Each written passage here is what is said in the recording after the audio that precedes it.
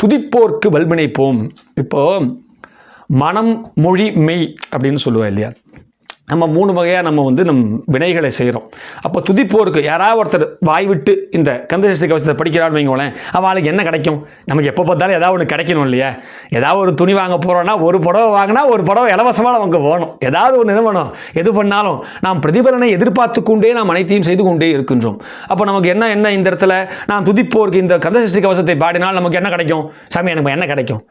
வல்வினை போம். நாம் இத்தனை ஆண்டுகளாக பல பாப புண்ணியங்களை எல்லாம் செய்து கொண்டே இருக்கின்றோம். அதிலிருந்து ஏற்படக்கூடிய வினைகள் அனைத்தும் நம்மை விட்டு போகுமா? பாருங்க, நம்ம எங்க பேசிட்டு இருக்கோம்? இங்க கீழே பேசிட்டு இருக்கோம். அவர் எடுத்த உடனே மேலே போயிட்டார். யார் ஒருவர் கந்தசஷ்டி கவசத்தை சொல்லுகிறாரோ, வாய் விட்டு சொல்லுகிறாரோ, அவளுக்கு வல்வினை போம். அது மட்டும் இல்லையா, துன்பம் போம்.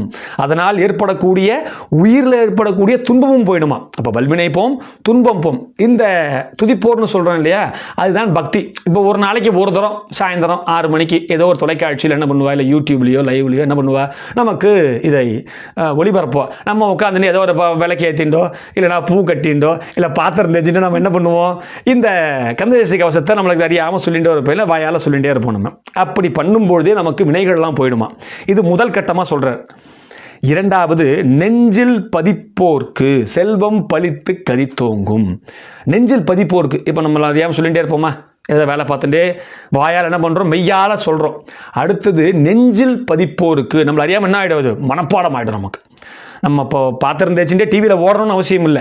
தூங்கிட்டு இருக்கும் போதும் சொல்லுவோம், மூச்சுட்டு இருக்கும் போதும் சொல்லுவோம், வண்டி ஓட்டும் போதும் சொல்லுவோம். எதை எப்போ என்ன வேலை செய்து கொண்டு இருந்தாலும் உள்ளுக்குள்ளே மனமாகப்பட்டது என்ன பண்ணிகிட்டே இருக்கும், மனனம் செய்து நெஞ்சில் பதிப்போருக்கு. சரி, வினை போயிடும் சுவாமி, நம்ம முன்னாடி என்ன பண்ணுறோம், துதித்தால் நம்ம வினை போயிடும்னு சொல்கிறார்.